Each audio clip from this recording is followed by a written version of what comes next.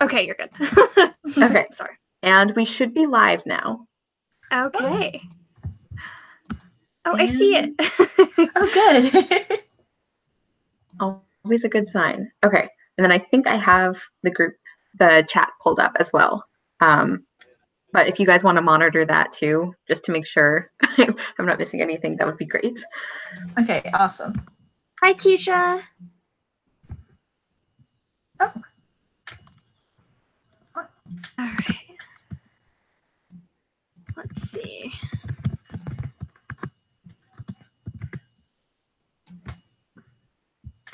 Do you guys know Keisha?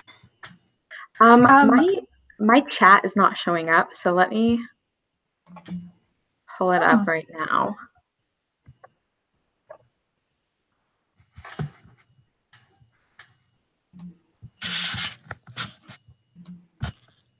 Okay, so I think yes. All right, it's showing up now. Great. Okay, good. Yay. She remembers the first book well enough. Okay. And while we wait for a couple more people to join, I did write down some notes, but of course we can talk about whatever. But I was like, just in case we don't know where to start, I'm a list maker. Oh my gosh, you came so prepared. No, and I feel like such a real reviewer now. I've got wow. my tabs and everything. I never tab books ever, so this was an exciting experience for me. I switched to the audiobook, so I don't have tabs, but I have to say the audiobook is a prime listening experience. I loved it. Good. You guys can see. I just have a few tabs. Wow. Oh my gosh, guys. I feel like I should grab some tabs and just start sticking them in the book. Right. I know, just to catch up. Giselle, did you use a whole pack? Yes. I think I used a pack and a half. Wow. So funny. I just got really excited. Yeah. I had near the beginning I had a lot and near the end I had a lot. But there was one point right at the very beginning when I'm like, am I gonna need to go out and buy more tabs for this? I've tabbed 6 pages in the last 7 pages I read. Yeah. I noticed my tabs slowing down a lot towards the end, actually. Really? Yeah. Good to know. But okay. So Giselle, when do you think we should start getting into I'm deferring to you as the live stream expert here. When do you think we should start the discussion part? I don't know. Should we talk about non-spoilery stuff for a second? Yeah, that's a good idea. And then see, it says 6 people are here, and 3 of those are probably us. So 3 people. Yeah, so let's go ahead and talk about any non-spoiler thoughts or reactions we had.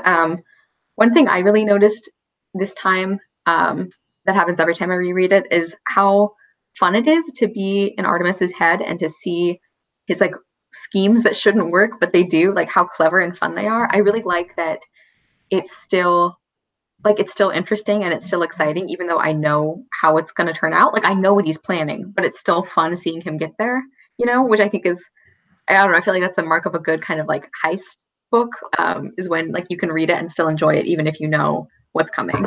So I don't know if you guys had thoughts on that. Yeah, I really enjoyed getting into Artemis's head. And what I find interesting is that oftentimes he surprises the reader too.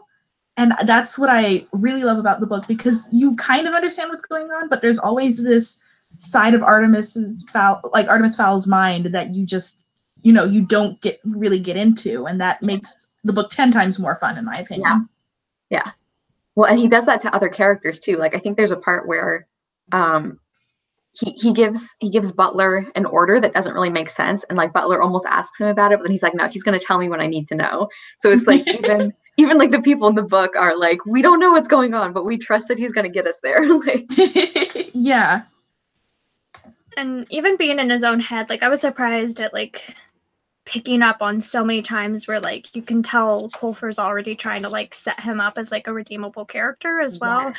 Where he gives Artemis emotional qualms and the further you go in and stuff, which is, I don't know if it's something I've necessarily paid attention to very much in the past, but he's already trying to make him not a totally black and horrible character and like morally black and all this stuff, but to try to like slip some grayness in there.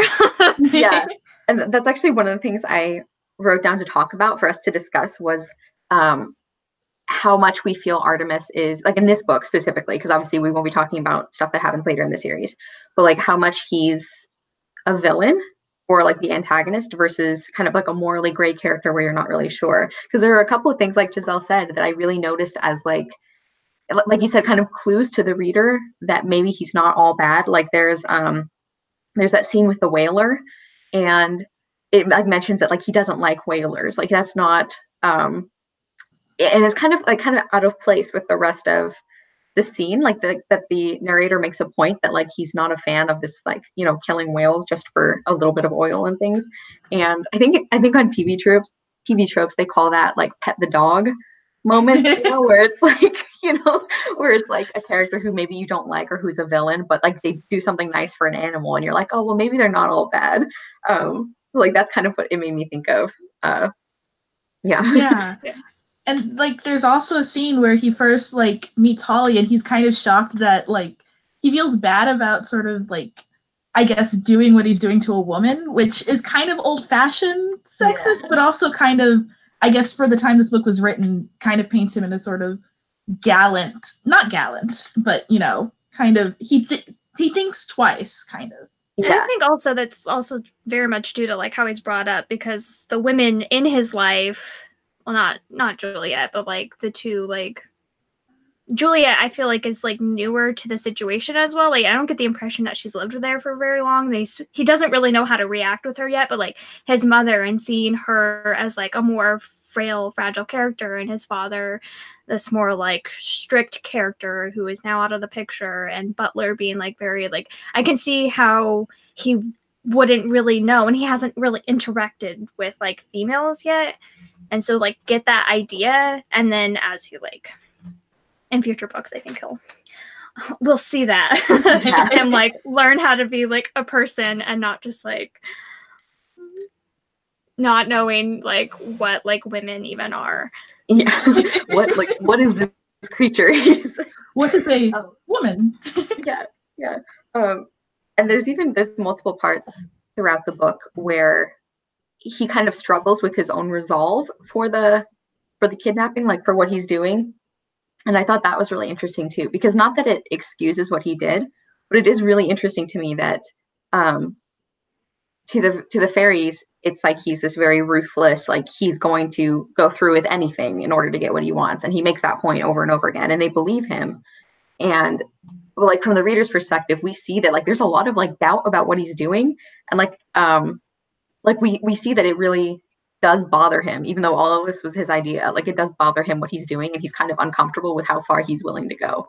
So it's kind of like the opposite, I guess, of what we were talking about earlier, where like the reader is surprised by Artemis. It's like the reader sort of knows more about, which makes sense, like more about who he is as a character than like some of the other characters in the book.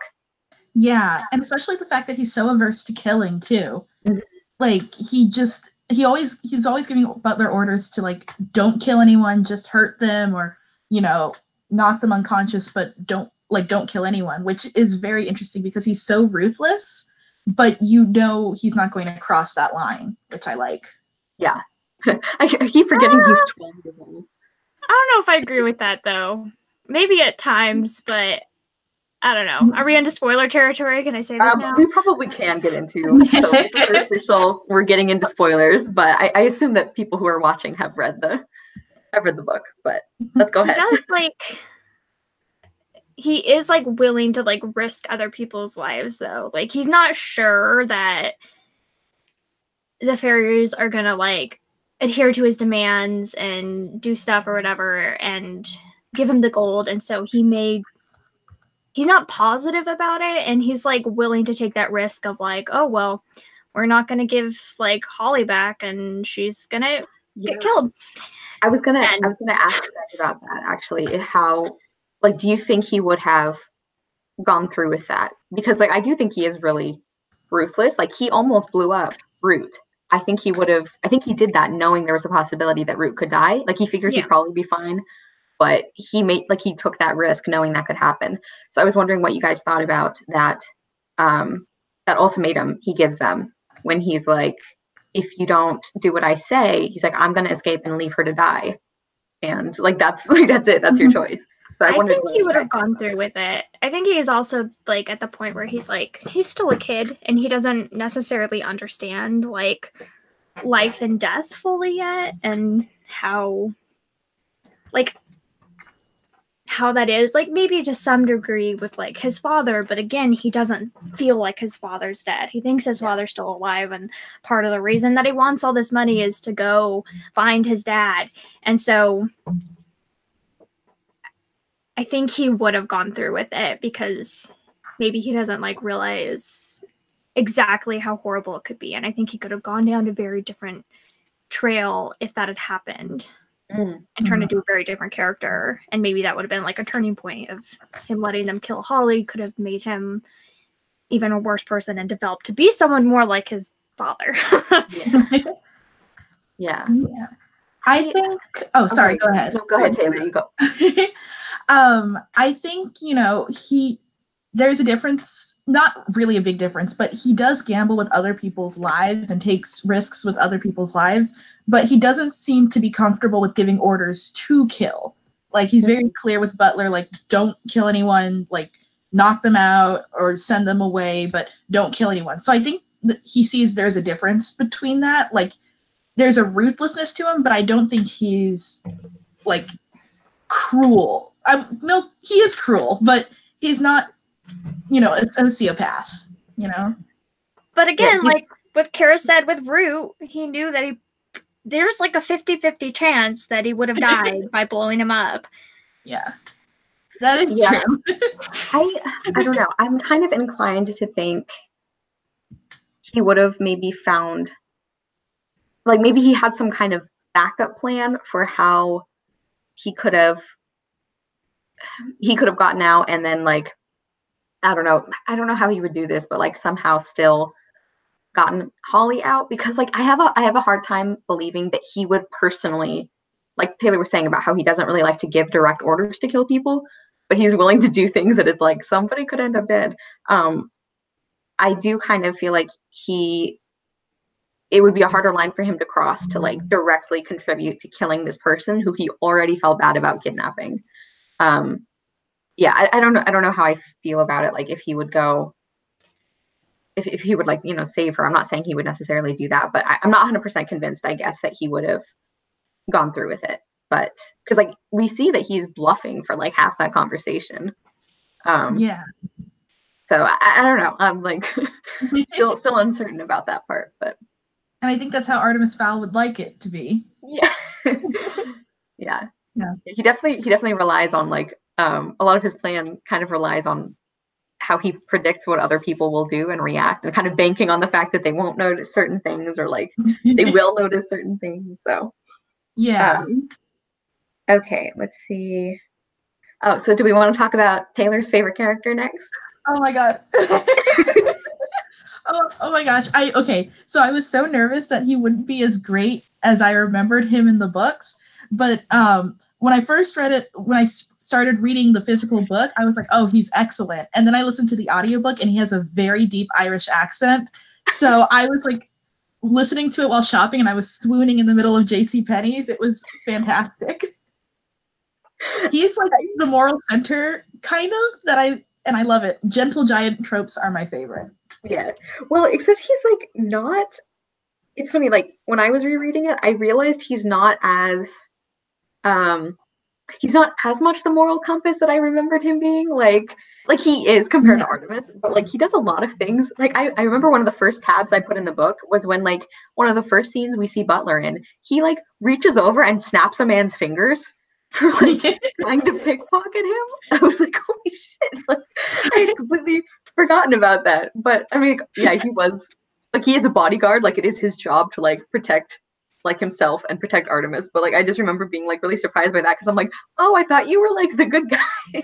Oh, meanwhile I'm like, oh my gosh, yes. So I think he's not as much the moral center. I didn't remember him as blindly following Artemis as much as he does, to the point where I'm like, you can ask a few questions about what's going on. Right. Yeah. No, I definitely agree. There were so many times where he's just like goes along with it, and like especially at the end with Juliet, and he's just like goes along with it even though this could kill his sister and everything. I'm just like, please. Like, this is a 12-year-old boy. No matter how smart he is, he's still 12. Like, well, and like Juliet has a moment where she's like, fairies? Like, can you explain this a little bit more? And Butler's like, you don't need to know. And she's like, I kind of do. Yeah. Yeah. I think that's interesting. And because like I said, I don't remember much of the future books, but I do hope he kind of grows a backbone, sort of. Because I find it so amusing that he's so loyal to this kid for really no reason other than that his family has been doing it for centuries. And you have to wonder how much he's getting paid to do all of this stuff. Because we never hear any mention of him getting paid. So, like... Well, his family gets a six-digit dollar, like... Yeah, I assume he is getting paid pretty well, but, like, his job is also above and beyond everything. So it might balance out. Really quick, I want to go back to some of the comments we got because I haven't been checking those as much as I should. So when we were talking about Artemis and like how much he's a villain, Jocelyn from Yogi with the Book, she was talking. Hi, Jocelyn, by the way. She was talking about how what endears her the most to Artemis is that like he knows and acknowledges that he's doing wrong things. Like he doesn't go in with noble intentions and shrugs at the end if things don't go his way. He makes deliberate choices. So she was saying that that's kind of one of the things that makes him a more interesting and like fun character to read from, you know, is that like at least he's not pretending he's a hero. He's like, I want this gold. And like, yeah, he might be planning to do some things with it that are arguably more good than others, but it's like he holds somebody for ransom for money. Like that's he knows this is bad. He knows that he's a criminal. So I thought that was interesting. Yeah, there's no justification to it, which I think is nice because in a lot of books, I feel like they would try to justify these terrible actions, and Artemis knows it's wrong, but yeah it makes him cooler. It's kind of refreshing that he's just like, yeah, so I'm a 12-year-old criminal mastermind, and my bodyguard could kill you if I asked him to. Like, that's where we're at. Oh, so do we want to talk about Holly now? Because I love her so much. And that was one thing that did not surprise me, because every time I read the series, I'm like reminded how much I love and adore Holly Short so much. Yeah, she is awesome. Yeah. And one thing I noticed, I talked about this in, I think my Goodreads update or something, but something I noticed this reread was that kind of like how we were talking about, Artemis has these sort of hints that his character is going to develop. I think I saw more of those with Holly too, because I tend to think of the series as like Artemis has a really dramatic kind of character arc and Holly's maybe less so just because she starts out as a better person. But I do think it was really interesting to see signs of like how she's going to grow in later books. And like, again, there's not much I can say about that because of like spoilers, but yeah, I just thought that was really interesting. And a lot of the like the establishing character moments we get with her, like a lot of my tabs for Holly are about her always putting people's lives above anything else, like above her job, above listening to her superiors, like above even her own safety.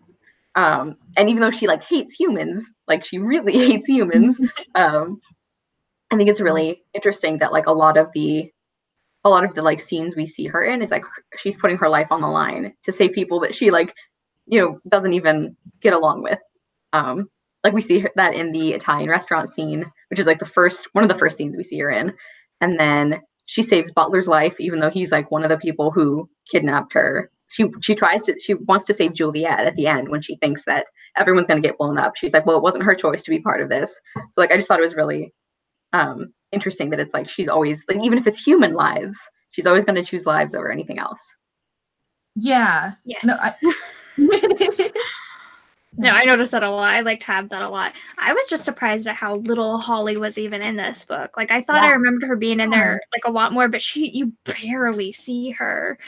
Like a couple snippets and then at the end and like right at the beginning, and I'm like, that's it.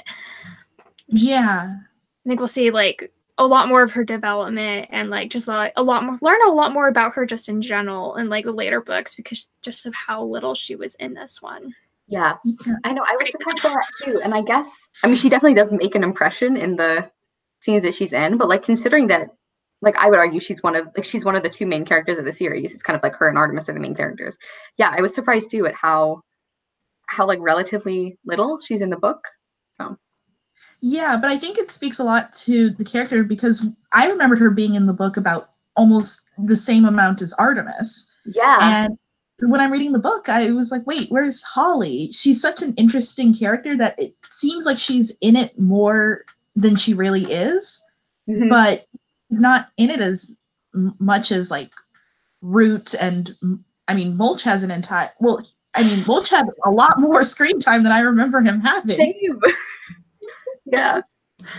Basically, as soon as like Mulch came in, it was just like yellow, yellow, yellow, yellow. Like, I love this all. I love this all. Yellow was just like my happy parts, and it's like the entire like Mulch chapter. I'm like yellow, yellow. He just marked every page of the chapter. It's funny. I want to like mention something about Root because another thing that I didn't remember, or that I guess I'm just like picking up a lot more as I reread the series as I get older. I'm like I still like Root, but I just find that like his whole explanation for why he's so hard on Holly is like, oh, it's not that I'm sexist. I'm like anti-sexist and I want you to do well. I'm like, this is really unconvincing. Like, I'm not. At least tell her like right off the bat, like. Yeah, rather than just being like, oh, well, you didn't live up to it. And she's like, I didn't know I had anything to live up to. Right. Yeah. No, it's like if she doesn't know you're her ally, like you're not actually helping her. I don't know. It's weird because I still like Root and I remember liking him more in later books. But yeah, that's just something that like it really bothered me because like we're kind of, I don't know, kind of the way it's written. It's sort of like, oh, well, that's the end of it. Like he explained himself and I'm like, it's still kind of a crappy thing to do. Like, what is? He almost seems like a different person at the beginning than he does like towards the end. And like his relationship with Holly at the beginning is so like they're barely even friends. And then at the end, they seem like they're really good friends. Like, yeah, he's like a father figure to her almost. Yes! And I was like, where did that happen? Like, yeah. She was terrified of you like 2 minutes ago. You what? I said she was terrified of you like 2 minutes ago. What were you saying? Oh, like just I was agreeing. Like he almost fires her like a couple of times, and it's just weird. It's like I don't remember where that shift starts happening, but that'll be interesting to see in like the next couple of books, like where that starts to happen. Because yeah, kind of this whole book, it's like. I mean, you can tell that he does care about her. Like he does really want to get her back. Like he's very protective of his officers, which I think is like a point in his favor that kind of makes the reader like him more, even though he's kind of not always likable. But yeah, it's just that whole thing with like her being in such a difficult situation at work. Like it sucks being the only girl or one of the only girls. And just to have him be like, oh, well, that was the plan all along. Like, congrats, you passed. I'm like, excuse me. That's another thing as well. It's just like the fairies pride themselves on being like so far advanced in technology and everything. And they even like mentioned like, oh, we took like essentially like satellite pictures of the whole world in like 1818 and like stuff like that over Dublin and things. Like if you're this far advanced, like how is your society still like so backwards? Yeah. Like, 21st century, like why are you still also like sexist? And this is the first ever female officer in recon. I'm like, are you kidding me? and I think like in a way it almost makes me more impressed with the series now because I can kind of see what Eoin Colfer is doing. At least I think I can. Like I kind of see how he's setting it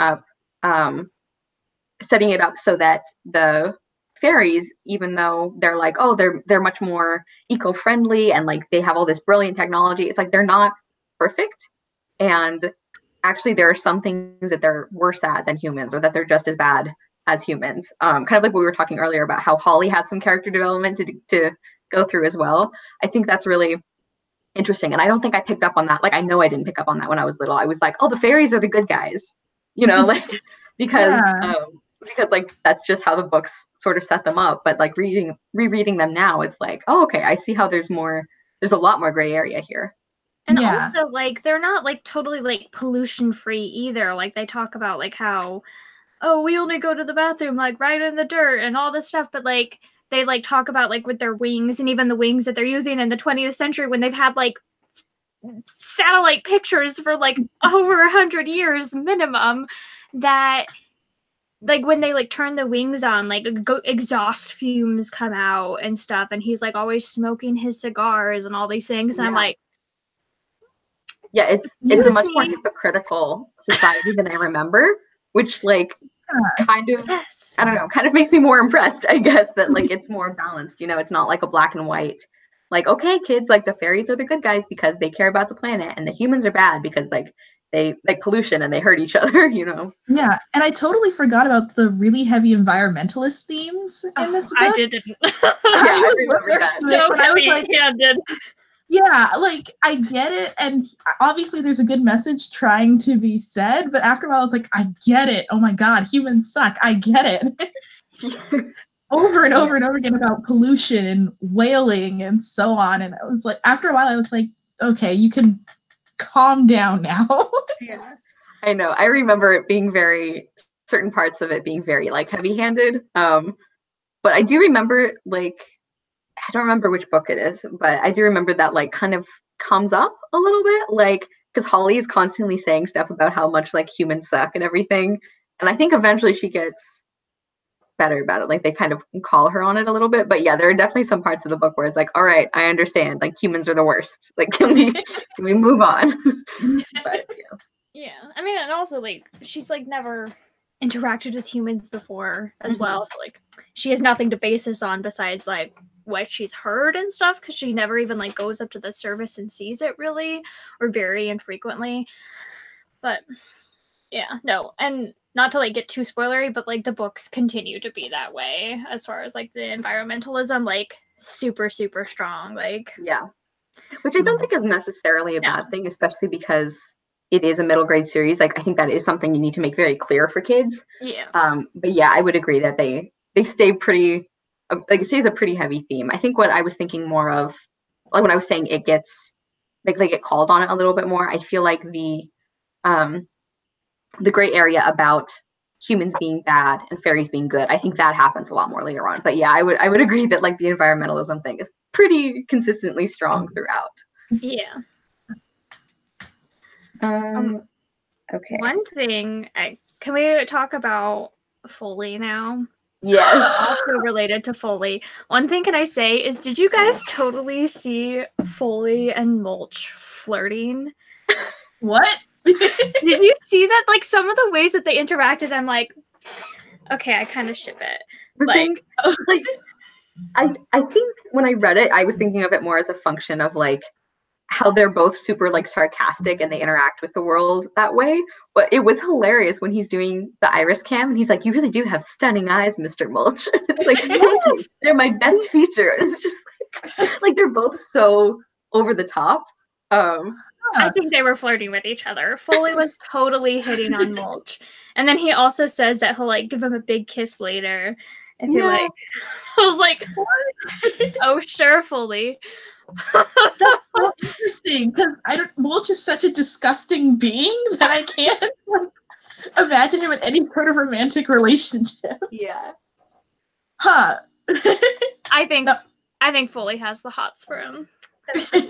I do, like, Foley had some of my favorite lines in the whole book. It's like he's so like deadpan about it. And it's like in the like least appropriate situations. Like the one, it might be like my favorite part in the book when they're like getting ready to take down all the time stop stuff, and Root is like panicking, and he's like, are there any unauthorized personnel in the building? And he's like, unless they snuck back in since the last time you asked me. And it's just like the worst possible situations. Foley's like, well, I'm still going to be a sarcastic know-it-all. Like,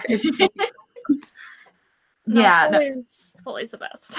He's fantastic. I totally forgot he was, like, my second favorite character in the series. Like, he's hilarious. Yeah. One thing I wanted to ask you guys, like, if you had, like, a favorite part in the book, like, specifically, like a favorite scene or anything. I think Mine might be when Holly finally gets out of her cell and everything, and like that whole like showdown with her and Artemis. Punches Artemis. I love that part. when she punches him, and she's like, "Oh, like you big baby." She's like, "I'll bring you a lollipop when I get back," and he's like, "I don't like lollipops." And she leaves, and he sits there just like kicking himself. He's like, "That's not a good comeback." What did he do? And then when he calls Butler, and he's like, "Lollipop!"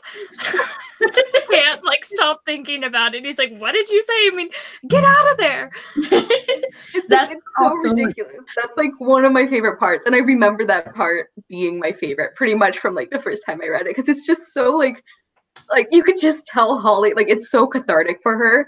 She's like, "That's right, rich boy. Like your bodyguard's not around to save you." And Artemis stands there for like 2 seconds. He's like, "She's actually gonna hit me." She does. I also just love the arrogance that he enters that situation with, because he just assumes Butler's going to block the blow, so he sits there and takes it. Like clearly this has happened before, and he's just like, "Butler's here. It's fine." It's such a satisfying part in the book, and it was my favorite back then, and I think it's my favorite now. Yeah. Like one of the things I love about the series overall is that there's such a good balance of humor with like the really serious or dark parts, because like there are some scenes that get like pretty intense, and I feel like anytime it starts getting like too intense, there's like a really hilarious like scene or something to kind of lighten the mood, and I really like that. Yeah, these books are just like, they're funny, and if you ever get a chance to listen to the audiobooks, having it read to you is also really nice, because you get the sort of inflections and so on, and it's hilarious. I was laughing like most of my way through it.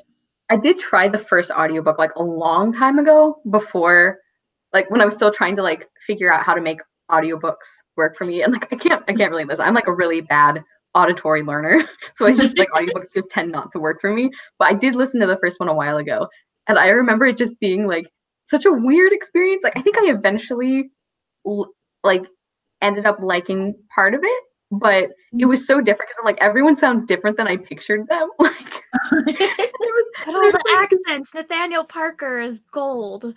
I'm not good with audiobooks. I think that's why. I'm sure it's a lovely experience, but I'm the wrong user for it, I think.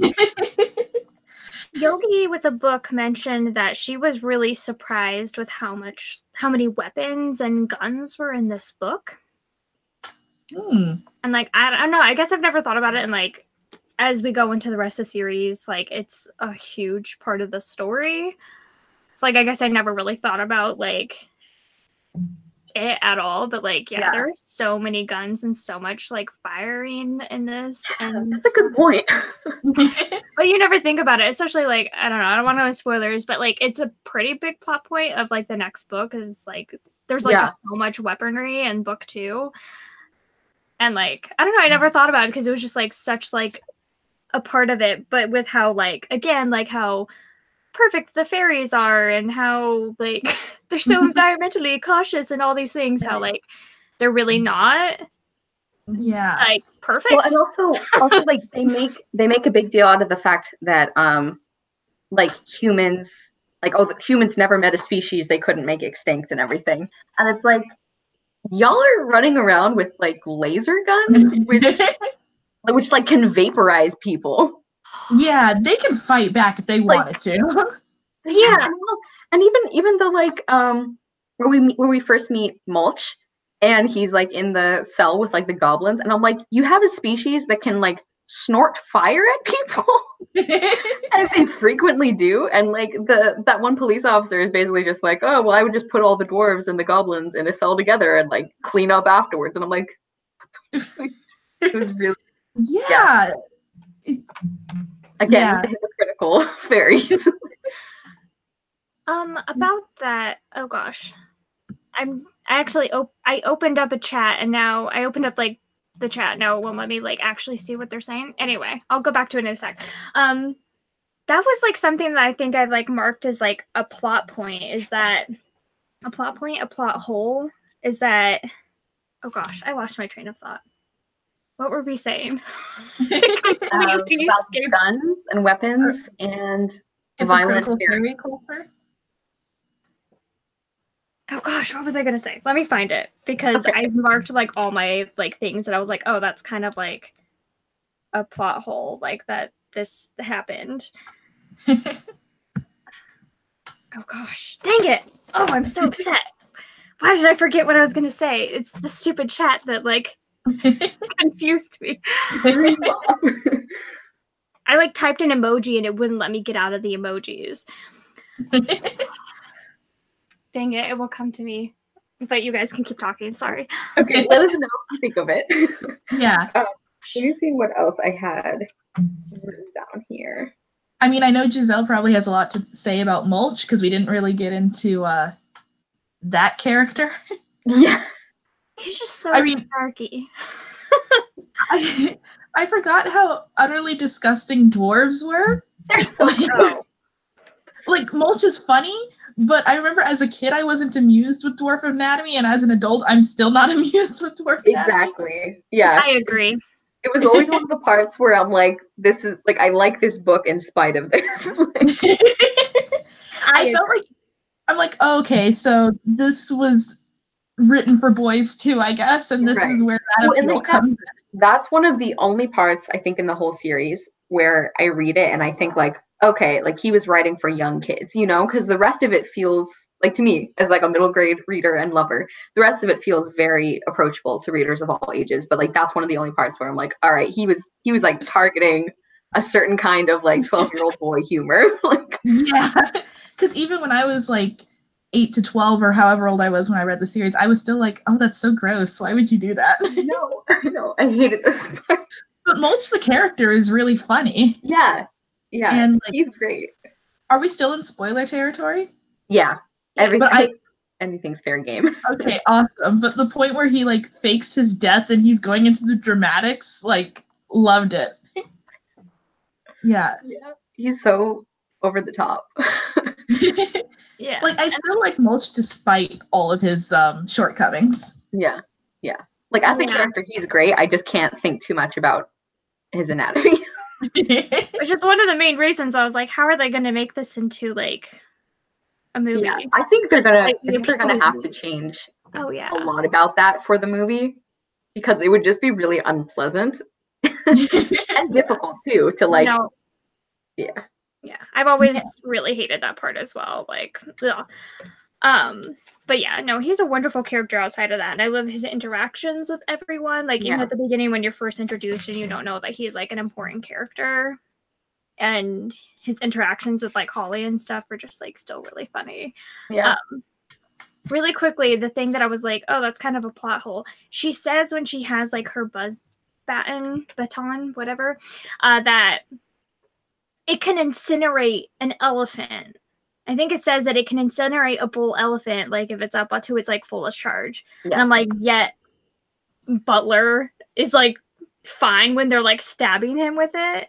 Well, I think because they didn't have it powered up all the way. Because I think like, why would they not have? What? Why would they not have though? Butler's strong enough to take the baton. Taylor's like, Butler has superpowers. I think because that part, like, one of the things that makes it so easy for Butler to take them out is, for one thing, he's like incredibly highly trained, but they're also super cocky because like they've never had anyone really stand up to them before. So like they're not, I don't know, I kind of got the feeling that like they wouldn't necessarily have thought like, I'm going to be extra careful and make sure I have like all of my weapons like on the highest setting. They're probably just like, we can take this loser, and then they could have.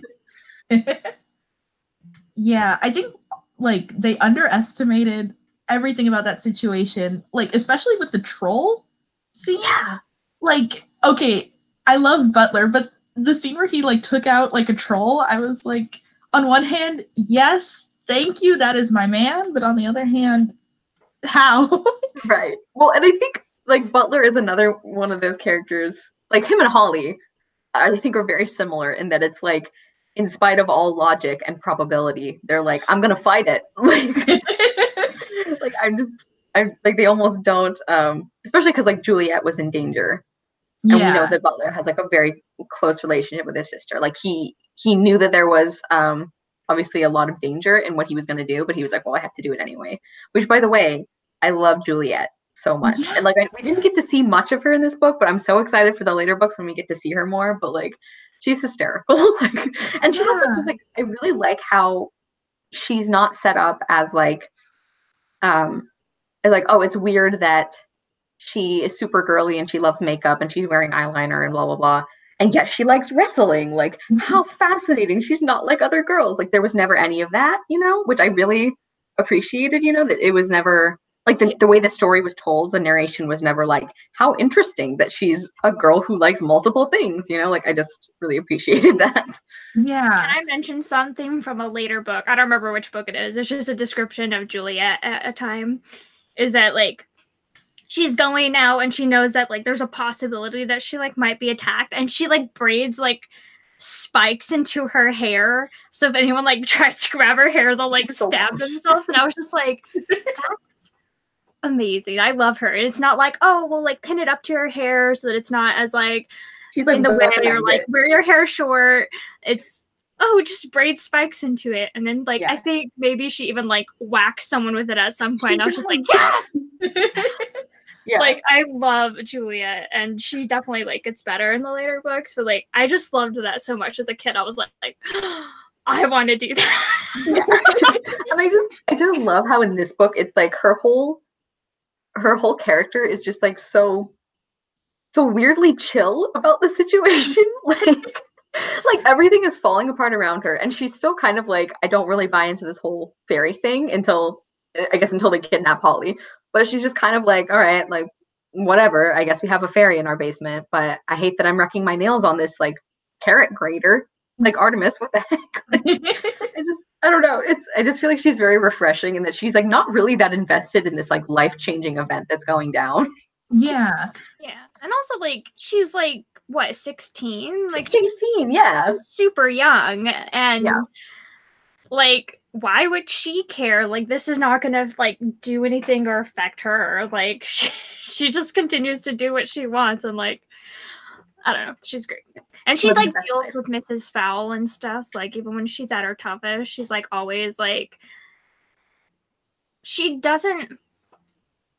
So it says, like, once, like, a butler, like, reaches, like, a certain age or whatever, then, like, anyone who, like, wants a bodyguard, like, if there's no fowl to protect. And so she's, like, practically at that age. So there's really not even, like, a reason, unless she's specifically Mrs. Fowl's bodyguard, which I didn't think she would, but now, because maybe Mrs. Fowl isn't actually a fowl, and maybe that's why she doesn't have her own bodyguard. I don't know why. But, like, I don't feel like she technically, like, has to be there, but she's, like, choosing to be there and, like, still has this loyalty. Because she can see that. I think also, like, she can see, like, how crazy Artemis is, and she wants to, like, keep it somewhat, like, sane. She's like, this 12-year-old needs to be under control. At least I can, like, balance it out. Yeah. Yeah, she kind of represents, like, even though she's incredibly skilled and she could, like, kill 6 people without even thinking about it, probably, like, I feel like she is kind of like not a normal person, but someone who's sort of separate from, like, Artemis and Butler's little duo of, like, taking over the world, or Artemis taking over the world and Butler trying not to let him get killed along the way. She's kind of the, not voice of reason exactly, but sort of like that. Yeah, I also love how, like, protective Butler is of her, and, like, when she's, like, talking about, like, the WrestleMania people, like, on her imaginative TV, and he's like, is that one of her boyfriends? I need to go, like, check them out. I'm like, this is what you're concerned about right now? Like, not that your sister is, like, talking to a wall and, like, lost it, that his priorities are that boy she's talking about is what? Yeah, her priorities are, or his priorities are interesting in that scene. That's interesting, but all I could think of is, like, God help the guy who breaks Juliet's heart because he's a dead man. I know. Can you even imagine trying to date, like, Juliet, like, related when her big brother is Butler? I mean, like, Juliet is a formidable force in her own right, but I feel like Butler would be much more willing to, like, actually scare someone to death. Okay. I feel like I had other. I had a thought again and I like totally lost it. Oh well, I guess it wasn't important. You need to start having notepads or something here. Like, okay, what else? What else was there? Let me check the. I'm so bad at remembering to check. Same. Okay.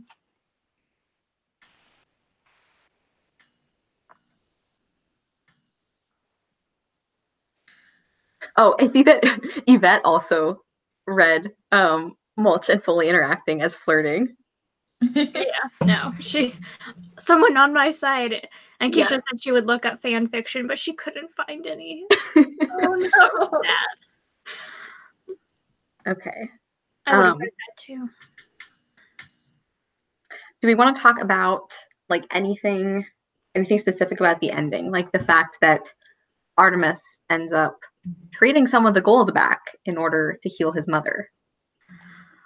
One thing, I don't know, I'm definitely not the biggest person or the best person, a person qualified whatsoever to talk about like mental health, but I was never like uncomfortable with the ending before, and I felt super uncomfortable this time around. Was that just me with like her just like magically curing everything wrong with Angelina?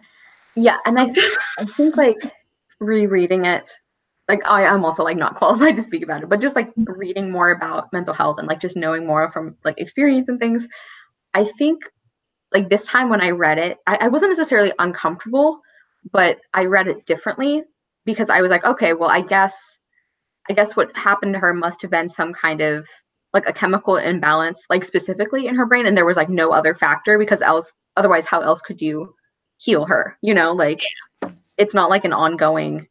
I guess her case of severe depression or whatever it was something that was very specifically like a medical thing. Which I know that mental health is obviously a medical thing, but do you know what I mean? Where it's like there wasn't any, like it must have just been something with like dopamine or, you know. Yeah, like some form of like PTSD that they were able to like help her like recover, but like really, really fast. Yeah. It's almost like something in her brain that Holly could fix in like, I guess a normal magic healing kind of way. Yeah. I think it's when I read it this time around, it was one of those things that I thought like, oh, you probably couldn't have this ending now. Like if this book was written now, it would be okay. But I think since it was written in the early 2000s, while it's still uncomfortable, it was kind of like, I guess that's what you could get away with, you know, back then without putting too much thought into how this could be perceived. Right. Like I think you're right. I think if it were published now, there would have to be a much stronger story element about her slowly starting to get better, you know, and like probably seeking out professional help, like through a therapy session or, you know, multiple therapy sessions or something like that. Or maybe some sort of explanation as to what specifically, you know, Mrs. Fowl, you know, is like what specific sort of mental illness she has. Because well, I have some issues with how her character is handled later. Like I am not Angeline's biggest fan. On some things that we find out later, but I do think that's separate from how she's like portrayed here. But another thing I thought about the ending was because like the book ends with like that epilogue that's like this was a transcript of like this fight, you know, like between the fairies and the humans, and it's like compiled by one of the psychologists or something. And I thought it was interesting how they try and get the reader to like make the connection of like, all right, well, did Artemis do this because he loves his mother and like there's a spark of normal feeling in him, or did he do it because Child Protective Services was gonna like look into his case and everything? Like I thought that was really interesting way to end it. Yeah, I definitely think it was both. Yeah. Sorry, what were you gonna say? No, I was actually gonna say that too. Like I think it's clearly both things because he's smart enough to know like Child Protective Services at one point is going to look in and see how I'm doing, but on the other hand, I think he genuinely cares for his mother and is sad, you know, because at the end of the day, he's still a kid and he still wants. He's 12. Yeah, he's smart, but he's 12.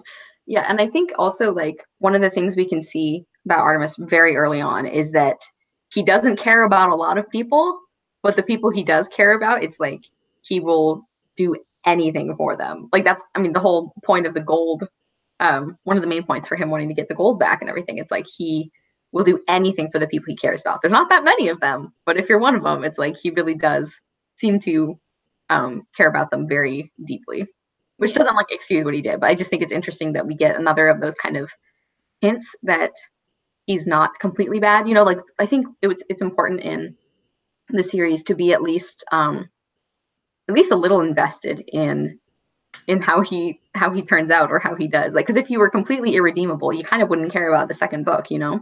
Yeah. Yeah. I think I don't know, I do think it's interesting that despite caring about his mother so much though, and like being worried about her, and maybe, who knows, maybe she had like a huge decline right when this book started and she was like relatively like fine before then, but like that up to this point he had never like called in someone to like check her out or anything like that. Like he cares, but like maybe not that much, maybe not as much as like he should. Right. Like I also like, I read it as like he cares, but not where it like will hamper him. Yeah, like he doesn't want to think about actually having to do something about it. He's kind of like he doesn't like where they're at, but he's kind of like, well, I'm going to choose this equilibrium over me having to interrupt my plan to like do something. Yeah, and he is still a kid. Like he might not realize like how far she could regress, and I think like, or degress, whatever, how bad she could get when like he like goes in there, and this is happening during the siege that he like, or like right before the siege where he goes in and his mother is now having like delusions and all the stuff, and he's like, so sad. That scene is heartbreaking, and his reaction to it, you're just like, this is this little boy watching this happen to his mom, and like, oh, and every time I read the part where he thinks his father has come back, like even though he knows, he's like, okay, he probably couldn't actually be back, but he's like, but it's possible he could have gone up the stairs when I wasn't there, and then like he realizes that his mother is actually just getting worse. And I'm like, yeah, Artemis, I'm like, you're a terrible person, but I feel really bad for you. Yeah. Oh. Yeah. That scene is like so depressing, honestly. Like, and it's definitely like the sadder, like I feel like the older you get as well. Like as a kid, I was like, oh yeah, this is sad, but I didn't really like stop and think about it. And then as an adult, I was like, this is heartbreaking. Like, yeah. Well, like, and I was like a traumatizing thing. And like even the scene before that where he realizes halfway through their conversation that she doesn't recognize him anymore. And I'm like, oh my God, like that's definitely one of the ones that like gets worse and worse the older I get, because like I'm reading it and I'm like what if my mom did that to me? You know, like it's just it's heartbreaking. It really, yeah.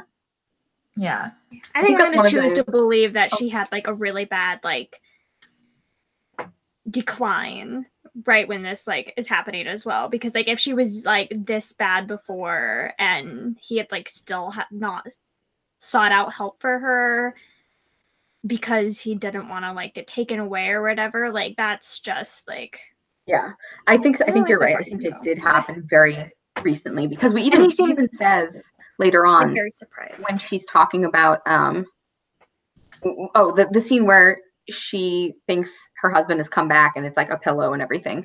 Like Artemis even thinks like, oh, it's just an escalation of like whatever is wrong with her before. So I think that does kind of indicate that this is like, she hasn't been this bad before and now she is. So. But she has been like living in the room with all the curtains closed and saying that like things are crawling into her ears. I'm like, I mean, like, I guess your mom.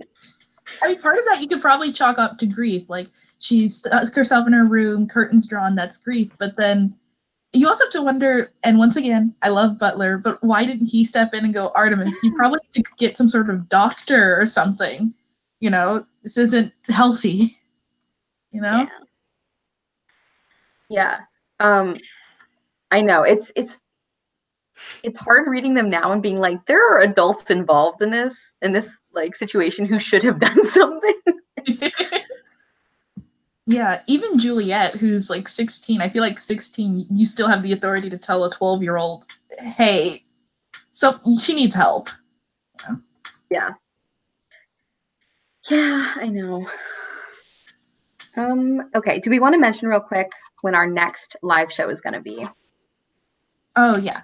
Yes. I think we decided, oh, my cat's here. I think we decided on March 3rd, right? Because that is also, that's like the most, that's the closest Sunday to the end of February. Yeah. And it'll be at the same time too, which is 2 p.m. Pacific, 5 p.m. Eastern. And Taylor, are you going to host it on your channel? You don't have to if you don't want to. No, I will. I assumed you were. Yeah. No, honestly, March 3rd on my channel is great. It gives me a whole month to figure this out. So. Yeah. I know. I was like frantically Googling things about how to figure this out. So no worries. Yeah. Okay, so we're about at an hour, but does anyone have any like last minute comments or thoughts or questions? Let me check the chat again.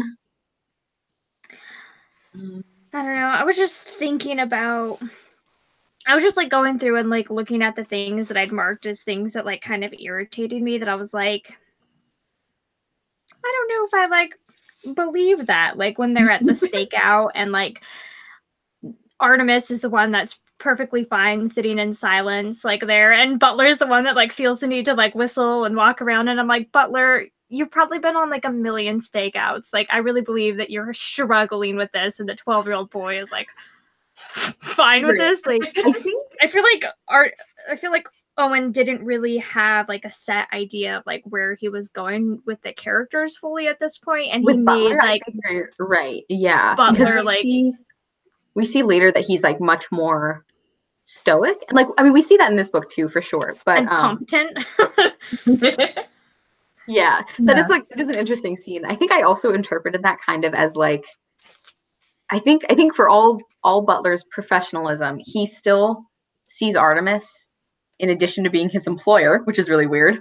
I think he does still see him as like a 12-year-old kid, you know? And so there's always that kind of part of him that's like trying to interact with him as if he were a normal 12-year-old kid. So like you would talk to a kid, you know, like that's another, I think that's one of the reasons why that part didn't, it didn't stand out to me as that weird. Although I think you have a good point about, it's not as consistent with him in the later book. He definitely has a personality change. Or like when like Artemis, when they're like walking across like the swamp or whatever, basically to get there and set the camp up, like Butler is like covered in mud and like got all drenched and is really uncomfortable, and Artemis didn't get a speck of mud on him, and I'm like, although I can't believe that Artemis refused to do any physical labor, so yes, it kind of makes sense.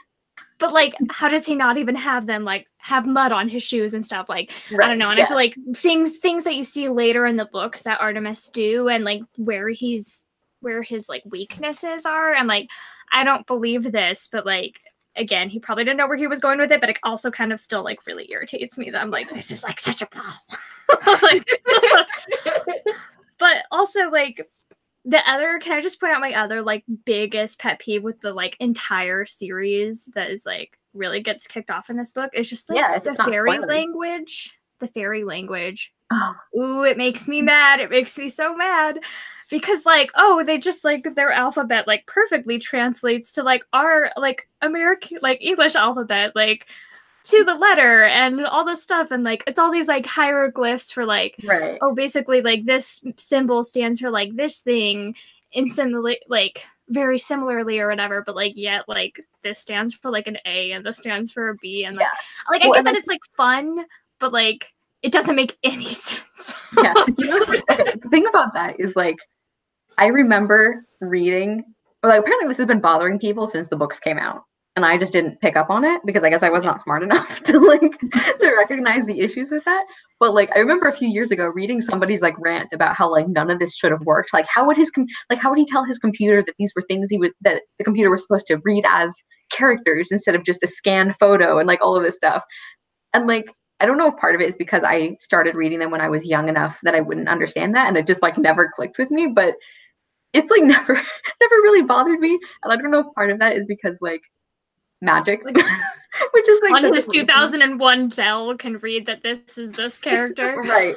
But it's like I don't know. I guess I overlook it because there's this part of me that's like, well, it is a magical fairy alphabet, so I guess I'm not gonna draw the line there. But yeah. But like even when he like reads like her name tag and he knows how to pronounce it and all this stuff when he's literally never heard it said before in his entire life, he does not know, and it's even pointed out in later books that he has to learn and hear the fairies speak their fairy language in order to like know how to pronounce things and stuff. So like I like am really doubting the fact that like the word short is an actual word that was like a hieroglyph sign or whatever that he was able to like figure out. And she's like, how do you know my name? And he's like, well, if you're gonna put it on your name tag. And I'm like, it doesn't make any sense.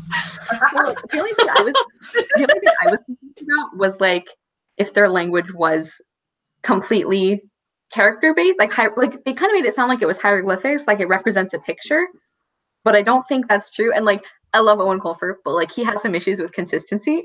Like one of my issues is like one of my pet peeves about it is like the fairies' height, because I swear to you, like half the time he forgets that fairies are supposed to be, what is it? Like, is he like 3 feet high? He doesn't write them like they're 3 feet high. I have never pictured them that short. So like, yeah, I think he definitely was kind of fast and loose with some of those aspects of it. But yeah, I guess that part never really bothered me because I think I was not smart enough to notice it. I don't know. I didn't. I guess I wasn't to notice it this time around. I did notice it, and even like knowing that it bothers people and that it should bother me, it still doesn't bother me. I was just like, wow, he made a whole language. He's so smart. I think I'm just like way more accepting than I should be of like Artemis is just a know-it-all who can do almost everything. I mean, like, and don't get me wrong, I had as much fun like translating the bottom of the book as the next kid. Like, I had a lot of fun with it, and it was. Did you ever do that? Did you not do that, Cara? Oh no, I did, but okay. Sorry, I was reading something. Okay, I was like, you look so confused. Did you not notice there was no? I did translate those. A couple of them, and then I remember I got really tired of it, so I just Googled the rest. It starts repeating. It does. Wait, what? Okay, so I always knew it was on the bottom, but like I never bothered to translate it as a kid, and I didn't bother to translate it now, and I feel like that's what I'm going to spend the rest of my Sunday. I started doing it with the Artemis Fowl files because they have the key and the short story, and I was like, this is so cool, and I like got really into it, and I translated it, and I'm like, this took a long time. I'm just gonna Google the other one.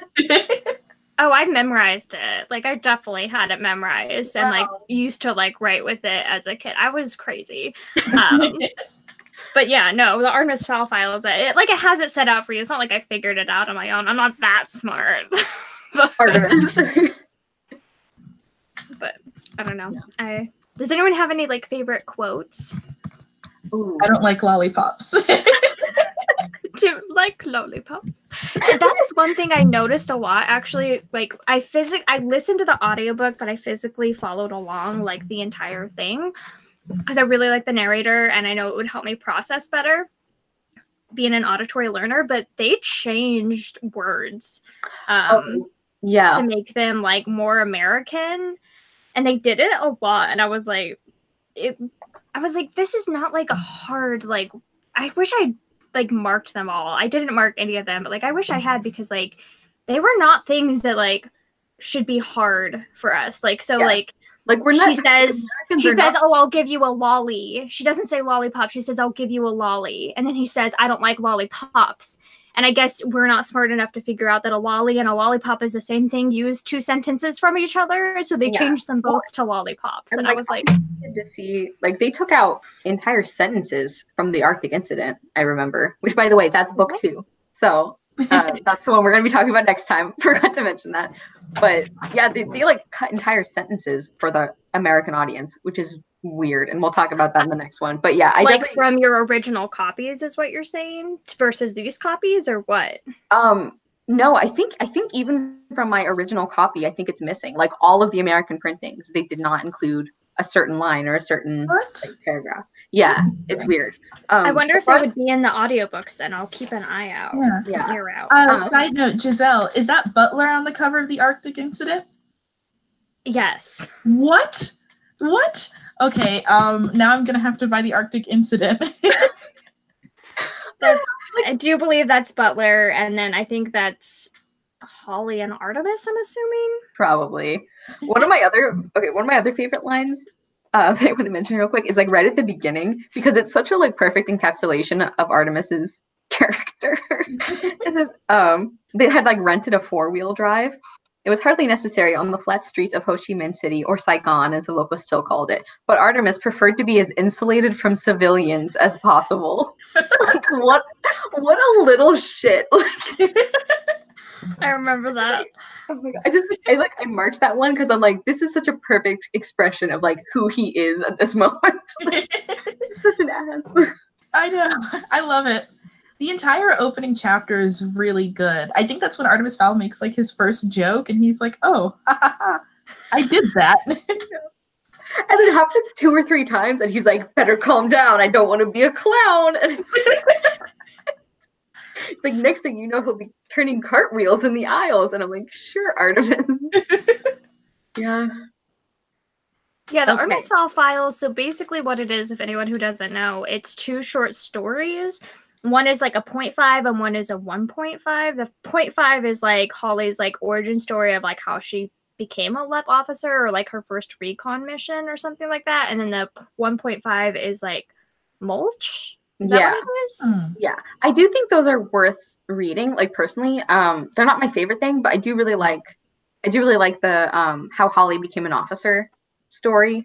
I think that's kind of cool because I think it like sets up her character very nicely, but like I don't think you're missing, like you're not going to not understand stuff if you don't read them.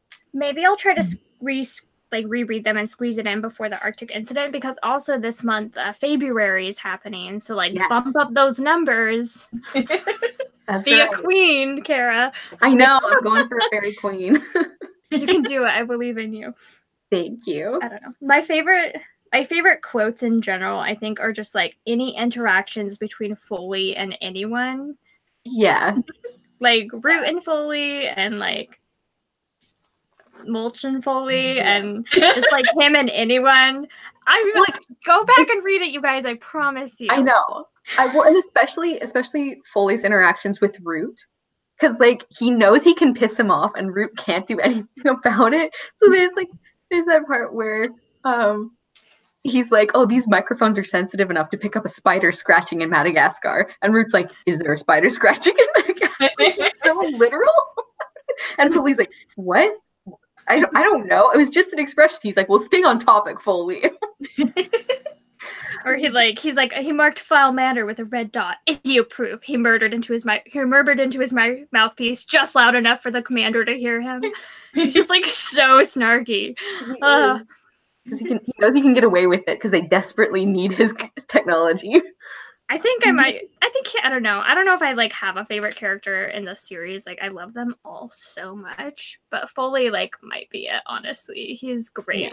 And I'm definitely interested to see like book 2, because there's definitely so much more Foley time in book 2. Like there's a lot in book 1, but like there's a lot of Foley in book 2, and there's a lot of scenes where like we're just alone with Foley, which I think will be nice, and like actually inside his brain, whereas like this you only see him like interacting with other people, and you can like see more Foley. It's the best. So okay, so do we want to go ahead and end the live show on that note? So just reiterating, on Taylor's channel, it's page screen Tay or page screen Taylor? Okay. Taylor. I wasn't sure. Like, I feel like somewhere I saw it as Tay as well, like maybe under Twitter or something, like a Twitter wouldn't let me add the last 3 letters. So okay. I'll be sure when this gets uploaded as like a normal video, I'll definitely make sure to put everyone's links in the description, and I'll mention when the next live show is. But that is going to be March 3rd. We're going to be talking about the Arctic Incident. It is on Taylor's channel, and it's at the same time, so 2 p.m. Pacific time, 5 p.m. Eastern time. So. And if you if you want to read, I wonder if we could slip a little section in, or maybe do a separate live show. We'll talk about this, of like maybe for people who want to read the Artemis Fowl files, doing a separate little discussion on that. We could, yeah, like kind of like a mini one. Well, we can talk about that. We could do a Twitter poll. Does anyone like care? Yeah, because I'm like, I think it would be a lot of fun, and especially since you're like getting like Holly's origin and stuff and like backstory, it would be interesting to talk about. But like, if nobody cares and nobody's gonna read it, it doesn't exist on audio, unfortunately. Then like, yeah, I think that's definitely something we could do a poll on to like kind of gauge interest and see. Because I reread them last time we did kind of this read along thing, so I don't know if I started. Yeah, so I don't know if I would necessarily be rereading them unless we did that. But yeah, so we'll definitely talk about that. But if you don't hear anything else, then our next discussion will be on. And thank you everybody who tuned in. Thank you guys so much, and for participating in the chat and everything. Yes. Yeah, this was excellent. We've been having a lot of fun reading with you guys, and we hope you are excited to get to the next book. I really love the Arctic Incident. Like, I have a lot of favorite books in this series, but it's definitely one of my favorite books. I'm interested because I always remember this being like my second or third like least favorite out of the series. Ooh. So like I wonder if I'll like love it more this time, especially like reading it more like intensely. Yeah. If I'll like love it more. And also like I didn't realize how much I loved Foley, and now I'm like, oh, there's so much Foley. I'm so excited. All right. Well, thank you guys, and thank you Taylor and Giselle for joining me. Oh, yeah. Thanks for doing the live show. Yeah, figuring this out. I'm feeling pretty good. Figured out how to do a Google Hangout. I guess we're gonna like rotate everything, but also can I just say how excited I am that the Eternity Code is going to be on my channel then, because I love the Eternity Code so much and it's my favorite book in the series. So that'll be. I'm gonna have some opinions on the Eternity Code. I'm excited for that one. I love the Eternity Code. I know. I'll have to figure out which ones I'm doing then. Alrighty. Okay, we'll see you all next month, guys. Bye. Bye, guys.